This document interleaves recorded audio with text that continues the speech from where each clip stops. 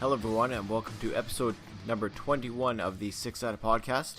As usual, I'm your boy, the Taxman, and I got a lot to get into this episode, so I'm going to make the intro brief this week, though I do want to give a shout out to a bunch of new YouTube subscribers that we have. So just want to give a shout out to Cheers Sicily, Videos to Watch, Eric Cummins, Jamma 1200, Jay Laser, Rye Flawless, Gonzo Shark, and Jenna Lay. Just want to say thank you all for subscribing. Once again, if you subscribe to the YouTube channel, that's youtube.com/c/six-sided podcast. I will make sure that I get you a shout out on the next available show.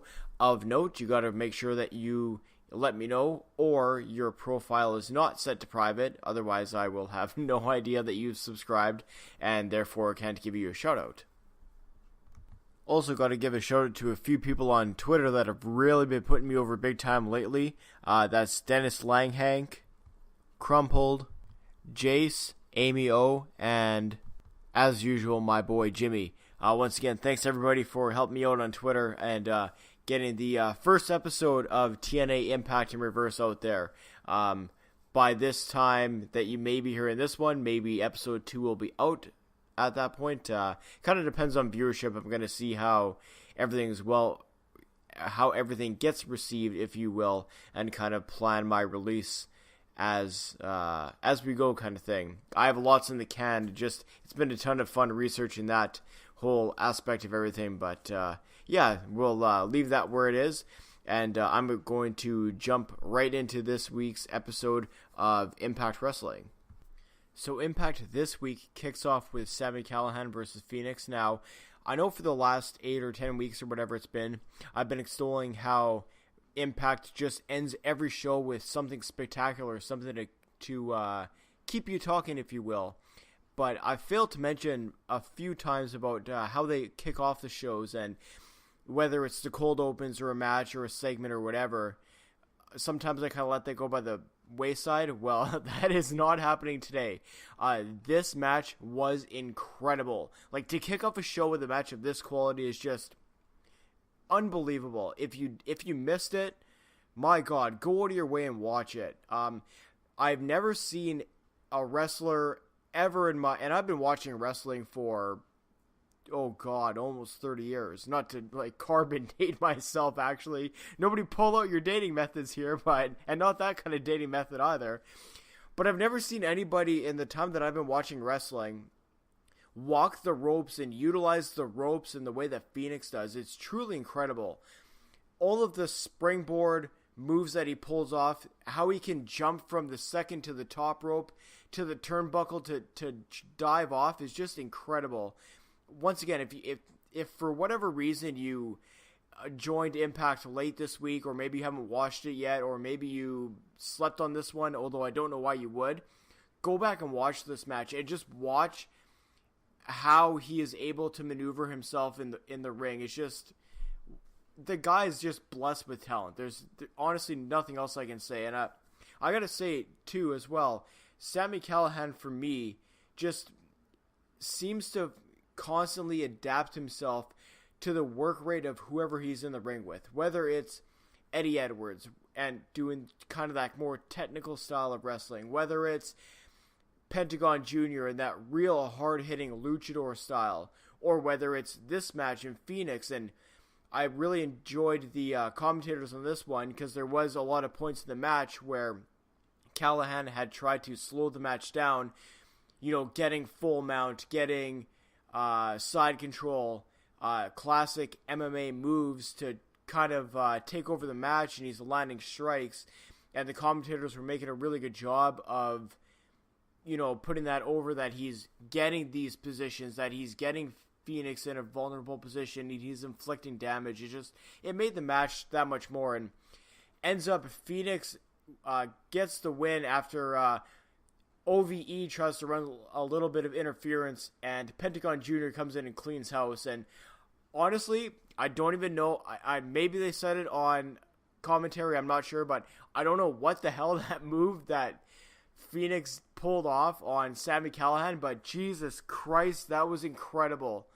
He had Sami Callihan on the top rope, kind of got him in, I want to say almost a package pile drive, but it was like on his shoulders and just like flipped him around and just absolutely destroyed Sami Callihan and got the 1-2-3 pin in the win. It just, what a fantastic match and just an incredible kickoff. And maybe we start to see Sami Callihan kind of spiral a little bit more coming out of, now he's had 2 big losses in a row, singles losses in a row, and we'll kind of see what happens with his character. But Jesus, what a way to kick off the show. And if that's the benchmark for tonight, then I very much think that we're in a good one. So in our second match of the night, well, we'll call it a match, but we're supposed to have Johnny Impact versus the Demon Princess himself, making his in-ring Impact debut, not on a Twitch special, by the way, Jimmy Jacobs. Unfortunately, on Johnny Impact's entrance to the ring, he was summarily attacked from behind by Kongo Kong and just brutalized it. This match ended up just being a DQ finish. Kongo Kong obviously interferes before the match, interferes during the match, destroys Johnny Impact with, it was like kind of like an inverted powerbomb. Almost, it was just, I gotta watch it again. Just, I'm not entirely sure what kind of a move that was, but just obliterated him. But anyways, obviously the bell gets rung. The ref hightails it out of there because he wants no business with Kongo Kong, as most of us wouldn't, but we end up actually having Johnny Impact get his comeuppance, giving a sick tornado DDT to Kongo Kong on the outside onto the that nice little platform that they have going to the ring, still from Slammiversary, and ends up just basically kicking Jimmy Jacobs' head off and then hitting him right in the face as payback with the steel steps that were placed on the ramp by Kongo Kong to kind of give Jimmy Jacobs the advantage over Johnny Impact. But yeah, this just, the visual itself of Johnny Impact coming back into the company, now he's getting revenge on these two, and just, like I said, the visual of destroying Kongo Kong is one thing, and then just he obliterates the zombie princess Jimmy Jacobs is just, wow. This feud is obviously far from done, and this just goes into the whole plethora of feuds and storylines and everything that Impact seems to be doing so well lately and keeping fresh, that you can have essentially what happened now, I'm going to say about 4 months ago, is being brought back, and now it's fresh right away. It's in the forefront of everybody's mind. Everybody's tuned into this one, and just, it's incredible the way that they are able to take these feuds, put them on the back burner for a bit, just keep it simmering, make sure you're aware of it, but not have it at the forefront all the time. And then when the time is right, now you bring it back, and now this is just like, again, one of these top-notch feuds that I think you can really see go on for 3, 4, 5, 6, 8 months and not get stale because of how they're able to book and tell the story and have the matches and have the quality and do the video packages, etc., like I've been talking about for a few weeks. So this is just another grade A example of all that, and I'm looking forward to where this one goes from here. So you all know I don't normally talk about backstage segments too much, but I gotta touch on this smoke show segment that they did with Scarlett Bordeaux hosting KM and Falaba.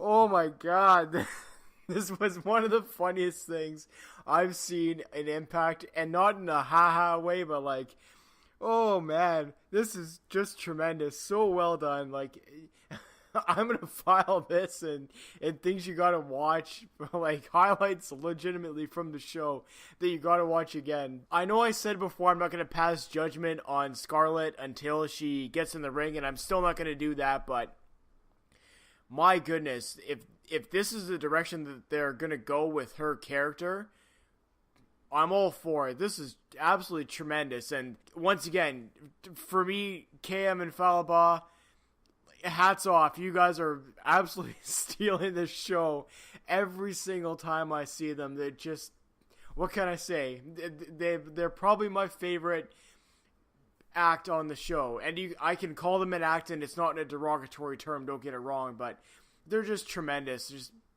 unbelievable.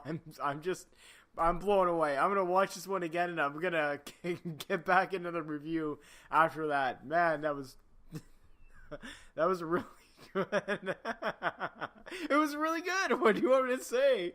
God damn. Ah. So our next matchup, we had Joe Henry versus Eli Drake. And I got to say a big thanks and a big shout out as well to my good friends at Just Because Wrestling, because they really put me on Joe Henry.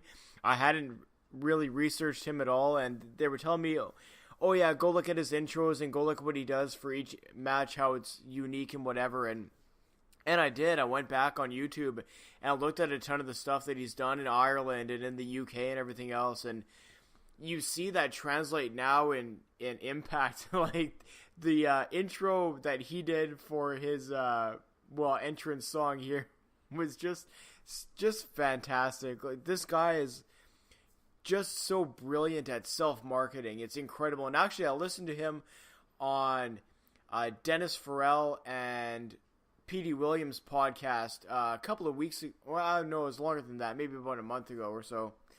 Just the guys, he oozes charisma. He gets it. He gets what it is to market yourself as an independent wrestler in 2018 and beyond. Just the guy gets it. He's unbelievable, and I'm a big fan. I'm sold on him. Billy and Jack, you guys sold me 100%. Boom. What else can I say? But just getting back to it, yeah, this match, although this is a good match, it was a little bit interesting that Eli Drake gets the win here. I know Joe Henry had pinned him a few weeks back. This was right before Slammiversary, when there was a whole will he or won't he re-sign Eli Drake contract controversy, if you will. Obviously, Eli Drake stayed with the company, but I found it a little bit odd, although it does kind of further this whole storyline, because it was essentially Grado costs Joe Henry the match because he gets up on the ring apron and he basically F's with the ref, allowing some other shenanigans to happen, and Eli Drake ends up getting a drop on Joe Henry, scoops him up for the pin and the win. But obviously furthering that whole Katrina or Katarina, however you pronounce her name, it seems that everybody kind of says it differently depending on who you talk to. So the Katarina, Grado, Joe Henry, not love, but maybe love triangle, but maybe they're, who knows, right? But we'll see where it goes. I've unfortunately been spoiled a little bit on where it goes, which is unfortunate. A lot of us, especially myself, try really hard to not read any of the spoilers. It sucks when you go on Twitter to be involved with other people and have a conversation or whatever, and unfortunately you hop in the timeline and there's somebody who's put out a result because they're there watching it live, and it's the hip thing to do to be the first one to say so-and-so won this match that you probably won't see on TV for 2 weeks, but whatever, it is what it is, right? I guess you can't be too bitter about it, but long story short, big fan of Joe Henry. Thanks to the Just Because Wrestling guys, because they made me that way, and I'm very much looking forward to seeing where this whole feud goes, just in general, because I'm really enjoying it. And I want to see where he goes after the feud. I want to see what Joe Henry can bring to this company after this whole Grado Katarina thing is done. Who can Joe Henry be in this company? That's what I want to know, and that's what I want to find out in the weeks and months moving forward, because I think he'd be a top tier talent. He has all the tools for it. I'm very curious to see if they are going to let him go all the way, which I think they should, with his character and the way that he presents himself. Now, following that, we had a knockouts matchup. We had Ali challenging Su Yung for the title, and I'm going to talk a little bit about this after the match, but I'm going to get into the match, and then I'm going to say my piece afterwards. But so this was a decent match, I thought. We had Ali being escorted to the ring by Kiera Hogan. Obviously, you'll see why later. Su Yung was, as usual, escorted by the Undead Bridesmaids, and there's, 4 or 5 of them, so obviously you can see that the odds are not in your favor, if you will, when you face Su Yung. But like I said, this was a decent match. At least I like the chemistry that these two seem to have in the mat or in the ring together. To me, the first match they had was not great. I'll be honest. This match was quite a bit better than that, and to me, Su Yung she steals the show in whatever match she's in. She did it against Ali the couple of times that they've had matches. She definitely did it against Madison Rayne at Slammiversary, and she did it again tonight. Like, she has something. There's something about her that I can get behind. Whereas it's not something totally tangible. Like, it's not like I love her look, or I love her character, or I love her moveset, or I love that one thing she does. Like, there's not one thing that sells me on Su Yung, but it's the entire package of Su Yung that I just buy into every time I see her work in the ring. So ends up being this match ends in a DQ. We have Tessa Blanchard, the bitch, as Kyle calls her, hat tip Kyle from We Talk Impact. Way to go, bud, because you drilled that into my head. But we had Tessa Blanchard come in and interview in the match and cost Ali her shot at the title. We end up actually having Su Yung pull the mandible claw, that disgusting rag, as Don Callis says, shoving it down Tessa Blanchard's throat. And we have Ali coming in and giving the quote-unquote world greatest super kick to Tessa Blanchard, effectively removing her from the match. And then we have Ali hitting a code breaker on Su Yung for her to stand tall after all the mayhem in the middle of the ring, and then playing to the crowd on the turnbuckles after. Now, my problem with this is, and I've said it before, and I'm not trying to be that guy or Mr. Negativity or whatever, but I've said before, and I'm not knocking her, right? Like, don't get it wrong. I'm not coming off and cutting a promo on her or anything like that, but you've heard me talk a few times of how I don't understand Ali. Like, I can't get behind Ali. When she promos, I read squeaky clean babyface all the time. Even when she does the dark ones, or she's letting her dark side out or whatever, I can never buy that part of it. To me, her entrance, the music, the way she plays to the crowd, the way she interacts, always reads squeaky clean white meat babyface. And I cannot buy that with her because of how she works in the ring, if that makes sense. If she was going to work that squeaky clean babyface, white meat, like whatever, she would, like, it doesn't work for me because she doesn't seem to have that type of connection with the crowd. And what I mean by that is when she's getting fed on and beat down in the corners and whatever, the crowd goes, mild. And I'm being completely honest here. She doesn't seem to be able to connect with the crowd enough to get that sympathy. So when she's getting beat down, like, there's no fans in the stands crying about it, or like really hot at the opponent, mad that they're doing this to their beloved babyface. To me, she just falls short somewhere. I don't know where somewhere is. I'm not a booker or, anything like that. Otherwise, I wouldn't be doing this podcast. I'd probably be working somewhere doing this for a living. But to me, she's just missing something. And I'll be completely honest about this part of it too. And you may laugh at this, but if you're from here, you'll get it. And you'll explain it when I put it in context after. If you're a Canadian talent and a Canadian crowd doesn't go fucking insane for you when you walk through that curtain, you're doing something wrong. That's the simple fact of it. When Chris Jericho would wrestle in Canada, even as a heel, the crowd would be bananas. Bret Hart, same thing, bananas. You go down the list of great Canadian workers, whether it's Trish Stratus, whether it's Edge or Christian or Taryn Terrell in Canada or Natalya Neidhart or whoever. Canadians, we are inherently geared to cheer for Canadians. It's how we are.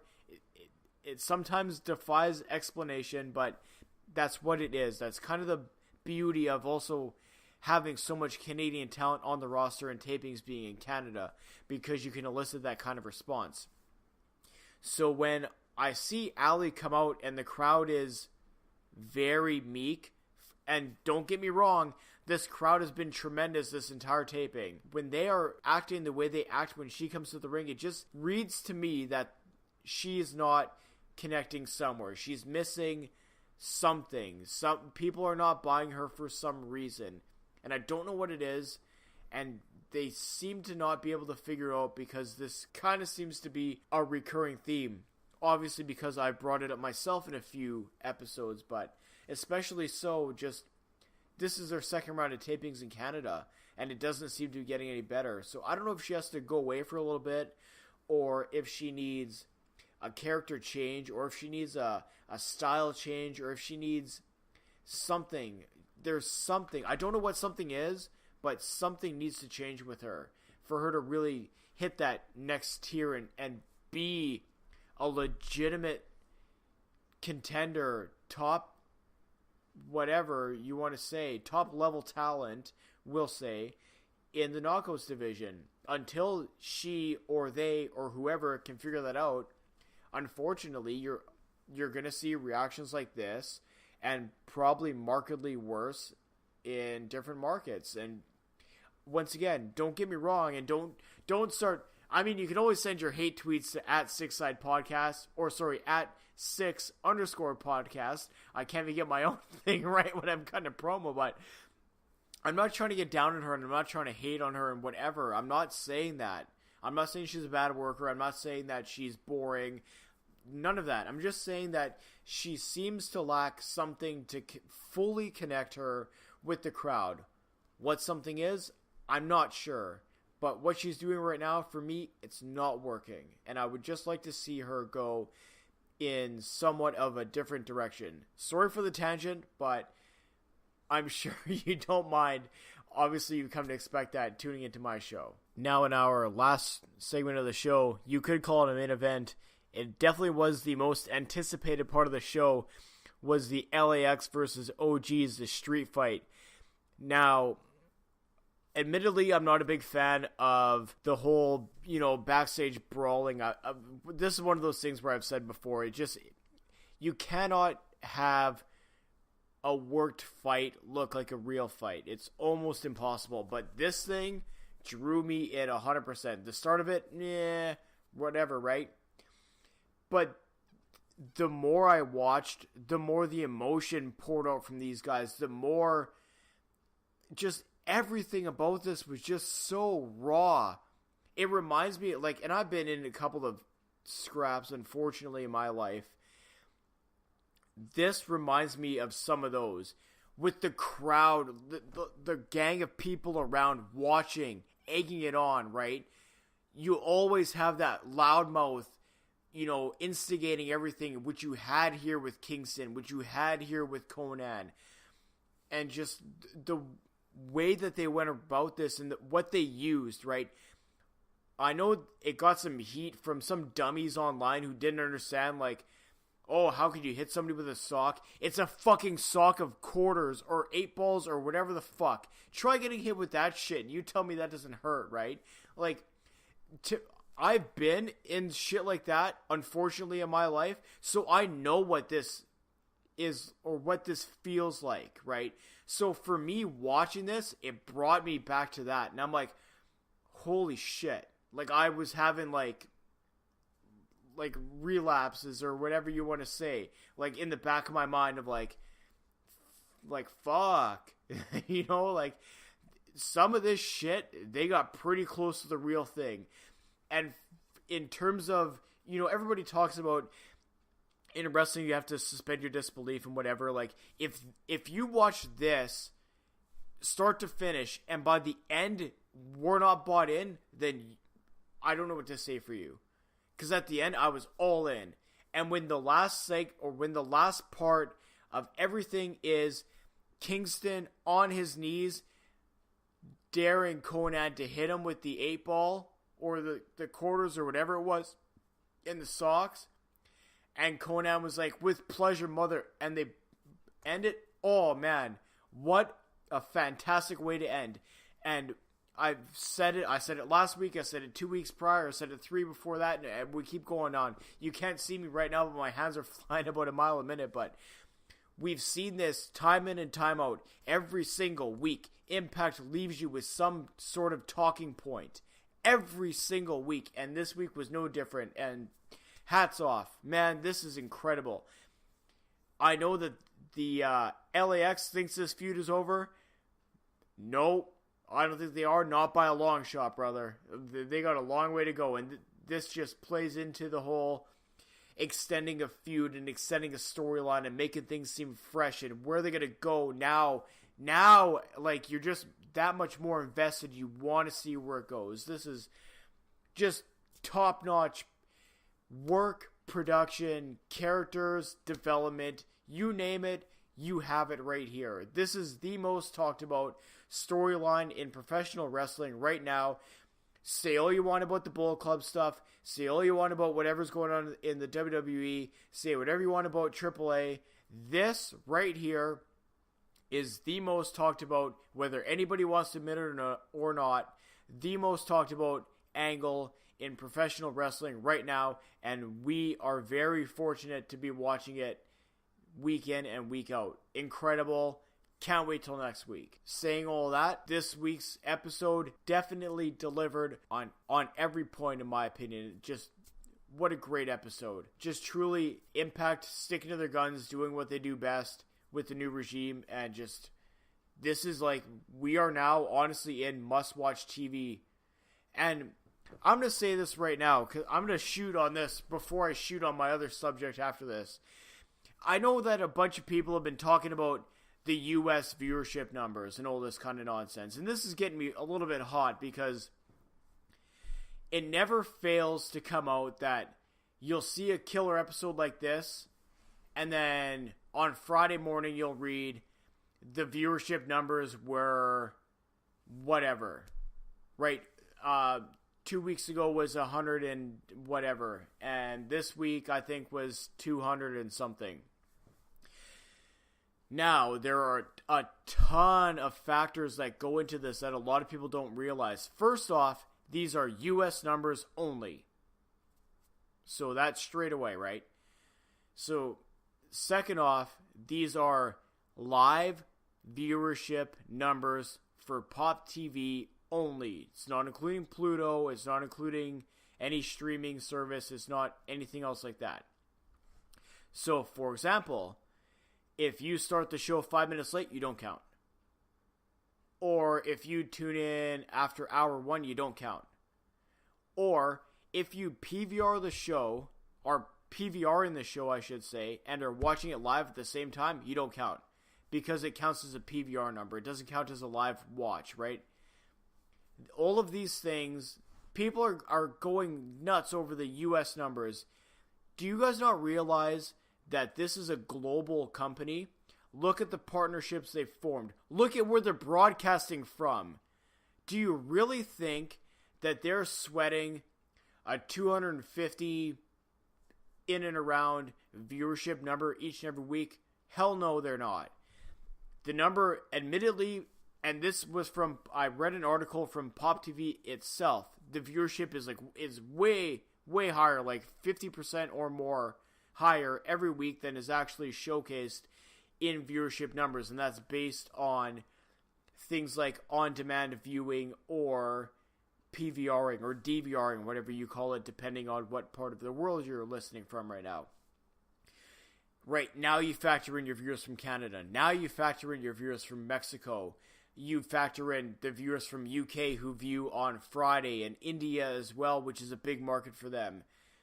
Anybody trying to say that they're losing a dog in the fight with these lower viewership numbers just obviously doesn't see the bigger picture, and it's a shame. It's a shame that even hardcore fans get kind of sucked into this whole paradox of the show was so great, why were the numbers not good? Well, the numbers sometimes have nothing to do with the show. Sometimes they have absolutely nothing to do with the show. It could mean that 100,000 people had something else to do on a Thursday night and PVR'd the show and watched it later. For myself, speaking for myself, I can never watch the show, and I'm from Canada, right? I can never watch the show live. between my kids and home life and all that, it doesn't happen. Can't happen. So I'm PVR'd all the time. And I catch it. Sometimes I'm an hour late. Sometimes I'm 3 days later. But I watch it. But I don't count in terms of viewership. Or I wouldn't count in terms of a US viewership number. So for all of you who hop on your Twitter right away, or right away you're putting out YouTube videos saying, oh my god, this is the worst viewership in TNA or Impact history and blah, blah, blah. Chill out. You are actually making it worse. And if you're doing it just because you're trying to be that hero, much like the ones who throw out spoilers when a match is done and they're at the live tapings, what are you doing? Reevaluate yourself. Come on. So that's my little rant on all that. I'm going to have a real good one coming out of this segment, but just want to reiterate how good this show was this weekend, and I'm looking forward to seeing where all the seeds, building blocks, and everything else takes us in the future of Impact Wrestling. So I know most of you like when I shoot on something, so I wanted to touch on this whole Jeff Jarrett suing Impact kind of nonsense. And at first, I wasn't going to say anything about it, and then I started thinking deeper on the subject, and I was like, you know what? No, I'm not letting this one go. So strap your boots on, because this one might be a little bit of fun. But so as it comes out, Jarrett is suing Impact for damages, lost finances, and yada yada yada regarding GFW and as well the Amped series. Now, I will say that if they misappropriated Amped, then they should pay. They should probably pay him back for the whole 3 people that maybe bought that DVD series, because from all I've heard about it, it was horrible. But just, I don't know why anybody's surprised at this point in time. This is a guy, Jeff Jarrett, who screwed the WCW over twice, screwed WWEF, at the time it was F, over twice, screwed Impact over early in his run, and actually screwed his own father over. So this is a guy who just goes to the well every single time, and I'm not sure why anybody's surprised at this point in time. But the one thing I will say is I know that a lot of Impact fans have been very divided about a lot of subjects over the few years. Rightfully so sometimes, and sometimes it's taken out of context, but that's the way it goes when you're passionate about a company. But I will say that this whole Jeff Jarrett news broke, and everybody to a person had the same response. Fuck Jeff Jarrett. And if nothing else, then it's polarized this entire fan base to actually stand up in one unison and believe in one at least thing, and that is that Jeff Jarrett is just a piece of garbage. I cannot believe that this... You know what happened? I'm quite sure that he ran out of money from that WWE Legends deal and needs a couple of bucks to finance his new GFE or whatever the fuck he's calling it now, gold mining Ponzi scheme. Are you kidding me? The fact that this guy now, for the first time, you could argue ever, for the first time ever, Impact is actually a sustainable, viable, profitable, improving company for the first time ever, because there's not some millionaire oil king princess funding it all. There's not Jeff Jarrett's dad Jerry funding it all. There's not outside money coming in. This is a legitimate, viable company who's come in, is running this as a legitimate entity, and they are making money legitimately, not off of a gold bar sharing Ponzi scheme or the like of it all. So I guess Jeff Jarrett saw the money was rolling in and thought to himself, hey, I just spent all that WWE Legends money. Maybe I'll get a couple of bucks out of them. So for all the things that he did shitty to the company, and I'm talking about when he came back into the company in 2017, when he made himself the focal point, when he brought all of his carny buddies in, Bruce Pritchard's getting a big contract, getting 30 minutes of television every week. Dutch Mantel's getting a bunch of television every week. He brings in Patron in that ridiculous contract. Karen Jarrett is now Stephanie McMahon light, and you know she's getting paid there. You know, all of these things, and then he's letting all the good guys go like Shane Helms and etc. Just ridiculous. Jeff Jarrett is one of those guys who would climb the highest tree in the world to tell a lie rather than tell you the truth. And if he's trying to tell you that he's suing Impact because he feels that they wronged him, then he's climbing that tree. Make no mistake about it. Once a carny, always a carny. He was a carny in WCW. He was a carny in WWE, WWF, whatever you want to call it. He was a carny in early TNA. He needs a carny now. As Trailer Park Boys said, a shit leopard can't change his spots. And Jeff Jarrett, you sure as hell showed us just the shit leopard that you are. So, hashtag fuck you, Jeff Jarrett. At least all of us Impact fans can agree on one thing, finally. Alright, I'm putting my guns down. Guns are getting holstered. I'm done shooting for the night. I'm getting out of here for this evening. So, once again, thank you to all the new YouTube subscribers. Thank you to everybody who's following us now on Twitter. Our Twitter numbers are through the roof lately, and I couldn't do it without all the people who helped me out on it, and a lot of them I mentioned earlier on in the show. Once again, I will say, you can check us out on YouTube, youtube.com/c/six-sided-podcast. Make sure you hit that subscribe button, whatever you want to call it. You do that, I give you a shout out on the next available show. That's the way it boils down to. Also, make sure you keep it there locked for the exclusive TNA Impact in Reverse. Like I said, depending on when you're listening to this show, the next episode may be out, and I have a ton more in the can ready to go, and I think those are going to be a lot of fun for everybody to watch. Make sure you follow us on Twitter at 6_podcast. Also, audioboom.com. We have the Six-Sided Podcast RSS feed up there. That will be included the first tweet that goes out in relation to this show. You can find all your favorite places to find, steal, subscribe, or otherwise this podcast. Finally, I've got iTunes figured out. That may be up in the next couple of days, depending on when you listen to this, but Stitcher, what else is there? There's a whole bunch of them. Spotify, Google Podcasts, there's a ton of them. Anyways, go make sure you give those all a check out if you like the direct feed. Obviously, if not, if you're happy with YouTube, then hey, we're just happy to have you in any way, shape, or form that you want to listen to the program. Now, before I get out of here for the night, I will say, as I usually do, take care of yourselves and each other. Good night, everyone.